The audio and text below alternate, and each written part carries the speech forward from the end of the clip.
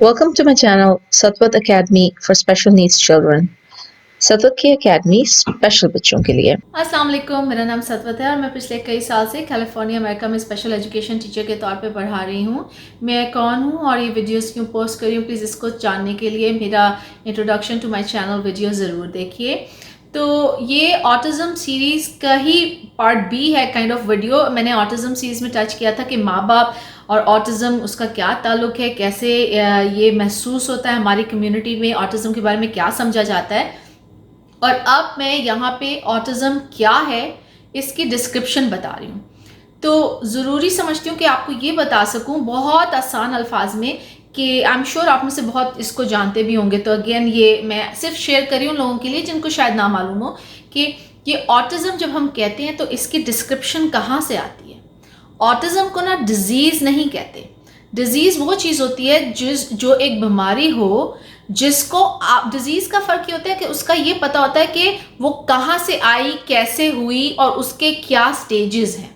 ठीक है, ये पता होता है उसकी क्या वजूहात हैं और क्या स्टेजेस में वो हुई, वो चीज़ बीमारी है। ऑटिज़म के बारे में क्योंकि अभी ये बिल्कुल क्लियर रिसर्च नहीं है, अभी ये हो रही है रिसर्च, तो इसीलिए ये एक सिंड्रोम है, एक ये स्पेक्ट्रम है, ये एक डिसऑर्डर है। इसको हम कभी भी डिजीज़ नहीं कह सकते। ठीक है, तो इसके बारे में एक बहुत सारी चीज़ें इकट्ठी जब सिम्टम्स देखने में आते हैं, अलामात इकट्ठी नज़र आती हैं, तो उसको जब इन्होंने जो लोग थे जिन्होंने डायग्नोज किया, जो लोग इस पे काम कर रहे थे, तो उन्होंने इसको फिर ऑटिज़म का नाम दे दिया। पहले जो था, कुछ साल पहले जो था बहुत, तो ऑटिज़म अलग चीज़ थी, एस्पर्गस अलग था। अब तकरीबन ये सब एक ही चीज़ के अंडर आ गया जिसे ऑटिज़म कहते हैं, ख़ासतौर पे एस्पर्गस। एस्पर्गस जो थी वो माइल्ड ऑटिज़म कहलाती थी एक ज़माने में, और उसका वजह ये थी कि उसमें आपको बोल सकते थे बच्चे, यानी वो यंग एज में ही बोलना शुरू हो जाते थे। हाँ, क्या वो बिल्कुल वही बातें करते थे जिसको आपको भी इंटरेस्ट हो, उन्हें भी इंटरेस्ट हो, कोई ज़रूरी नहीं। वो सिर्फ एक दो चीज़ों पे बहुत ज़्यादा खुशी खुशी बोलते थे, बाकी उन्हें किसी चीज़ से इंटरेस्ट नहीं था। बाकी उनमें वही चीज़ें अलामात थी जो एक ऑटिज़म के बच्चे को होती हैं। तो अब ये सब कुछ कंबाइंड है ऑटिज़म स्पेक्ट्रम डिसऑर्डर के अंदर। अब आ जाते हैं कि वो क्या अलामात हैं जिनकी बेस पे ऑटिज़म इकट्ठा किया गया है। ये एक किताब है, DSM डायग्नोस्टिक मैनुअल है, उसमें इसकी डेफिनेशन है। बहुत सालों से उसमें बहुत ज़्यादा मेंटल डिसेबिलिटीज़ की डेफिनेशंस हैं और चीज़ों की डेफिनेशंस की ये क्या होती हैं वो बयान किया गया है, और ऑटिज़म की भी उसी किताब में से आती है। ठीक है, जो उन्होंने लिखी हुई है।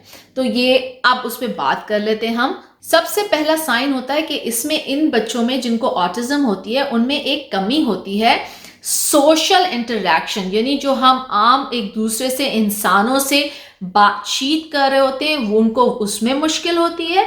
तो वही लैंग्वेज का भी आ जाता है इसमें। ठीक है, और दूसरा ये कि उनको वो रिलेशनशिप्स, वो आपस के ताल्लुकात जो लोगों के होते हैं, उनके रिश्ते होते हैं, उनको निभाने में बहुत मुश्किल होती है। जैसे वो बिल्कुल एक आम बच्चे की तरह, जो आप एक आम बच्चा अपने माँ बाप के साथ इंटरेक्ट कर रहा होगा, ये बच्चे उस तरह से नहीं कर सकते। जैसे वो बच्चा जो होगा वो अपने माँ बाप के पास जा रहा होगा, उनके साथ चीज़ें शेयर कर रहा होगा, विद टाइम 1-2 साल का होगा, बोलना शुरू हो जाएगा उनके साथ। जब थोड़ा सा दूर जाएगा तो मुड़ मुड़ के देखता है कि माँ बाप इर्द गिर्द हैं या नहीं। जब चलना शुरू होते हैं बच्चे तो हमेशा अपने, लेकिन जिन बच्चों को ऑटिज़म होती है वो बच्चे ये वाली चीज़ें नहीं कर सकते। इसी तरह जिन बच्चों को ये मसाइल होते हैं वो इमोशनली भी कनेक्ट नहीं कर पाते। ठीक है, यानी अगर आप किसी से बात करें तो वो बच्चे कहेंगे कि अगर आप कोई छोटा बच्चा, आम बच्चा 1-2 साल का, 3 साल का, आई एम फीलिंग सैड, तो वो बच्चा भी कहेगा oh no, you know feel happy, या कोई आपको कनेक्शन देगा ऐसा इमोशनल। या अगर आप दुखी दिख रहे हैं तो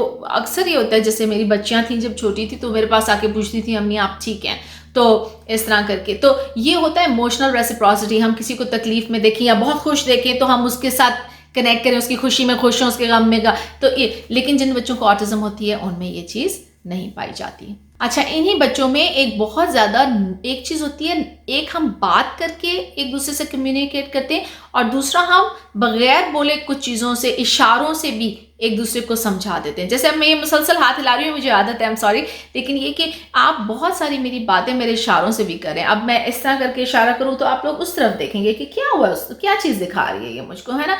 या हम लोग आपस में बात कर रहे होते हैं तो अगर हम ये जेस्चर है जो कि मेरे फेशियल जेस्चर है, मेरे चेहरे का एक जेस्चर है, जिसे देख के आपको यकीनन एक सेकंड को आप सोचेंगे कि क्या हुआ, राइट। इसी तरह से हम हंसते हैं तो हमारी आंखें एक फ़र्क तरीके से होती हैं, हम उदास होते हैं आंखें फ़र्क तरीके से होती है, सोच रहे होते हैं तो माथे पे शिकन।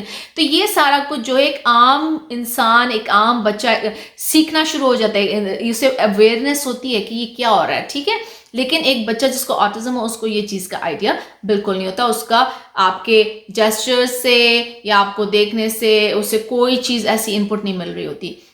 ये सारी चीज़ें मैं इन डिटेल अब इसके बाद आप लोगों को दोबारा एक पूरी सीरीज में बनाऊंगी 1 2 3 करके ऑटिज्म की, और उसमें ये सारी चीज़ें डिटेल में होंगी, एक एक पॉइंट इसका डिटेल में होगा, ठीक है, जिस हद तक मैं जा सकती हूँ। और इसके बाद इनका ये होता है कि इन्हें ये रिलेशनशिप्स नहीं समझ आती, जैसे दोस्त, बहुत छोटे 2 साल के बच्चे, 3 साल 4 साल के बच्चों की तो दोस्ती होती है, अपने खेल रहे होते हैं इकट्ठे, एक दूसरे के पीछे भाग रहे हैं, डिफरेंट किस्म की गेम्स हैं, राइट, क्रिकेट है, कोई एक दूसरे को पकड़ रहे हैं, बॉल्स के साथ बैक एंड फोर्थ एक दूसरे को किक कर रहे हैं, बॉल्स है ना, फेंक रहे हैं, इस तरह की चीज़ें हैं, बास्केटबॉल यहाँ पे ट्राई कर रहे हैं। लेकिन जिन बच्चों को ऑटिज्म होती है वो ये रिलेशनशिप्स, ये दोस्ती के रिलेशनशिप्स भी नहीं और भी नहीं कर सकते मेंटेन। यानी एक ज़माने में ये भी कहते थे कि जो माएँ इतनी ऐसी होती हैं कि जो माएँ बहुत फ्रिजिड होती हैं, जो जिनके इमोशंस नहीं होते उनके बच्चे ऐसे हो जाते हैं। ये बात बाद में रिसर्च हुई और पता चला ये बिल्कुल गलत बात है, बिकॉज होता ये बच्चे क्योंकि इमोशनली आपसे रिएक्ट नहीं कर रहे होते, तो वो माएँ, उन्हें खुद माँ या बाप उन्हें ये नहीं समझ आता कि अब हम क्या करें। अगर आपका पहला बच्चा और एक बच्चा आपको रिस्पॉन्ड नहीं, आप उससे खेल रहे हैं, वो आपको कोई रिस्पॉन्स नहीं दे रहा, तो माँ बाप भी एक सेकंड को से आप क्या करें। तो वो उनमें जो वो होता है झिझक, वो ये ऑटिज्म उसकी वजह से नहीं होती, बल्कि वो पेरेंटिंग जो है एक मुश्किल पेरेंटिंग ऑटिज्म की वजह से हो जाती है, जो माँ बाप इसको काफ़ी फेस करते हैं। अच्छा, यहीं पे एक उनका सिम्टम ये भी होता है कि उनकी लैंग्वेज जो होती है वो बहुत इम्पेयर्ड होती है। अक्सर जो बच्चे होते हैं जिन्हें ऑटिज्म होती है, पहला उनका साइन ये भी होता है कि माँ बाप एक तो वो जैसे आपको पॉइंट नहीं कर रहे होते, अगर उनका नाम आप ले रहे हो उन्हें सुनाई नहीं देता या वो उसको रिस्पॉन्ड नहीं कर रहे होते, ठीक है। ये सारा स्पीच से ताल्लुक़ रखता है। रिसेप्टिव स्पीच होती है जिसको आप सुनते हैं, जो चीज़ें आप सुन रहे हैं उसको आप कैसे रिस्पॉन्ड करते हैं, और एक्सप्रेसिव स्पीच होती है कि आप बता कैसे रहे हैं, ठीक है। इसका बहुत ऐसा क्राइटेरिया उसमें नहीं है, उसमें जनरली ये कम्युनिकेशन के उसमें आ जाता है DSM में। लेकिन ये कि अब मैं अगर स्पीच पे से बात करूं तो ये चीज़ें आप देखेंगे कि उनकी स्पीच या तो वो पीछे होते हैं, कम बोल रहे होते हैं, और डेफिनेट स्पीच इम्पेयरमेंट भी होती है कभी कभी, उसके साथ काफ़ी ज़्यादा उनके स्पीच डिलेड होती है। और उसके अलावा उन्हें ये नहीं समझ आता कि दूसरों से बात करने के लिए स्पीच का क्या ताल्लुक है, क्योंकि उन्हें दूसरों में इंटरेस्ट ही नहीं होता। ये सोशल कम्युनिकेशन पे आ जाता है ना, कि हम किसी से इंटरेस्ट रखेंगे बात करने में तो हम उतना कोशिश करेंगे ना। तो वो बच्चों का या तो अब ये जो भी इसकी वजह है, या तो ब्रेन ऐसे वायर्ड है कि इस तरह होता है, या क्योंकि वो इंटरेस्ट नहीं लेते तो ब्रेन ऐसे वायर हो जाता है। इस पे सब अभी रिसर्च जो है वो चल रही है। तो ये काफ़ी इंपॉर्टेंट है बात समझना कि स्पीच का भी इसमें एक काफ़ी बड़ा एलिमेंट होता है, और साथ ये बात स्पीच में ही कनेक्टेड हो जाती है और सोशल उससे, कि उन्हें ये बात नहीं समझ आती कि जो चीज़ मैं समझ रहा हूँ वो क्या दूसरे को भी समझ आ रही है। जैसे अगर जो है मुझे लेट्स से मेरा ये हाथ नज़र आ रहा है, तो वो ये समझेंगे कि जो जितने लोग जहाँ पे बैठे हैं उन सबको ये हाथ नज़र आ रहा होगा, कोई ज़रूरी नहीं है। वो ये नहीं समझ सकते कि किसी दूसरे बंदे का कोई और पॉइंट ऑफ व्यू भी हो सकता है। ये सब कुछ कम्युनिकेशन और सोशल इंटरैक्शंस में आ जाता है। इसको थ्योरी ऑफ माइंड भी कहते हैं, कि दूसरे की बात को समझना और ये समझना कि दूसरे का पॉइंट ऑफ व्यू और पर्सपेक्टिव भी फ़र्क हो सकता है। उसके अलावा इन बच्चों में ऑटिज्म में रेपिटेटिव बिहेवियर्स होते हैं, restricted repetitive behaviours, right, RBs इन्हें कहते हैं।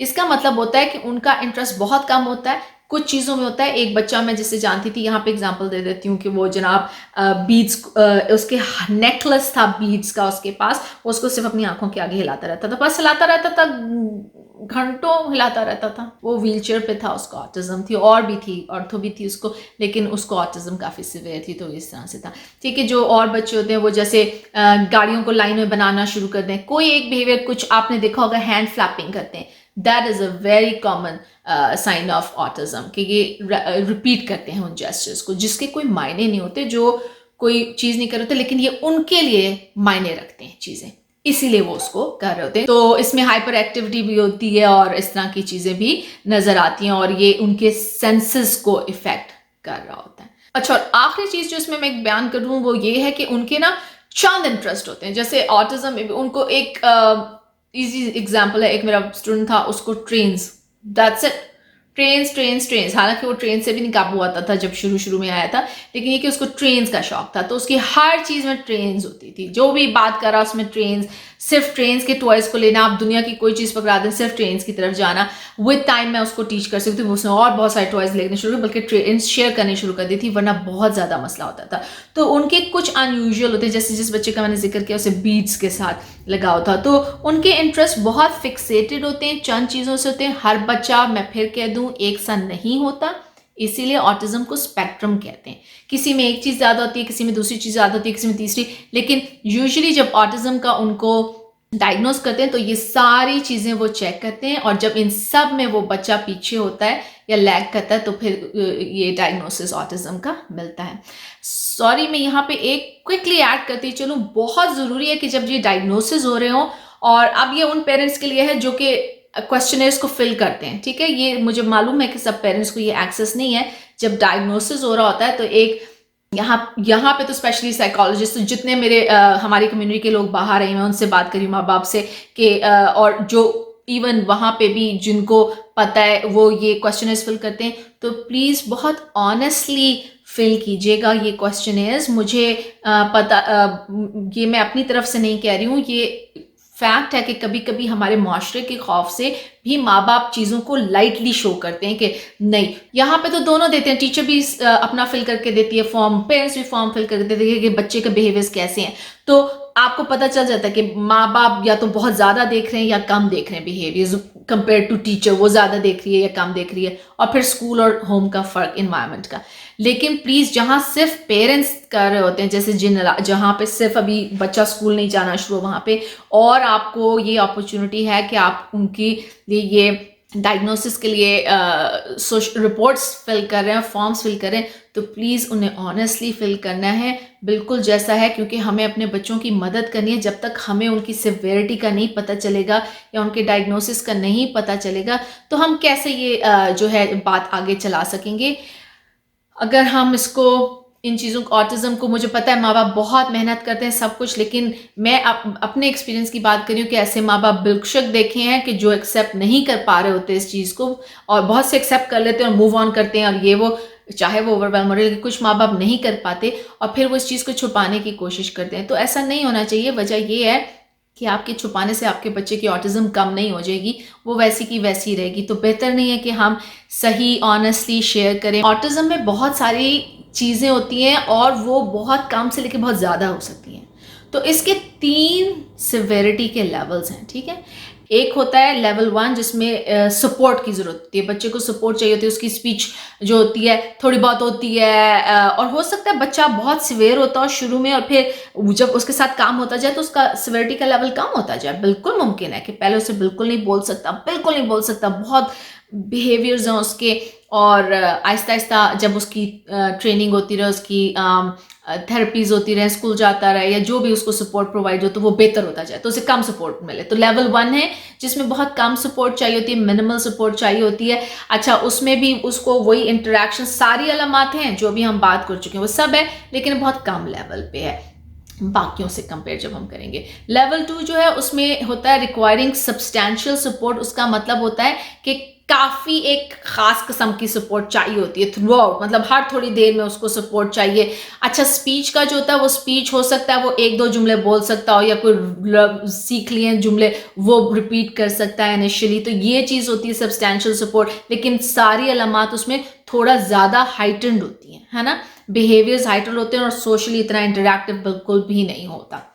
और जो आखिरी लेवल है वो काफ़ी इंटेंस है, उसमें काफ़ी ज़्यादा सब्सटैंशियल सपोर्ट हर वक्त उसको चाहिए है, और ये वो बच्चे हैं जो बिल्कुल नहीं बोल सकते, मे भी बिल्कुल इशारा भी नहीं कर सकते, और ये काफ़ी सिवियर में आ जाते हैं, जिन्हें 24 घंटे की तकरीबन सुपरविजन चाहिए होती है, और उनकी सेफ्टी के लिए, और लोगों से उन्हें बिल्कुल कोई ख़ास इंटरेस्ट नहीं होता, और आप बहुत उनसे कम्युनिकेट करते भी रहें तो भी वो इतना आपको रिस्पॉन्ड नहीं कर पाते। तो ये तकरीबन 3 लेवल्स हैं जो सिवियरिटी के लेवल्स हैं। ये एक जनरल इंफॉर्मेशन थी सिम्टम्स के ऊपर, और आगे अब मैं बहुत शॉर्ट वीडियोस बनाने की कोशिश करूंगी, और वो ऑटिज्म, के होंगे अलामात और उस पर 1 2 3 और वहाँ से हम चलेंगे। आपका बहुत बहुत शुक्रिया। अस्सलाम वालेकुम।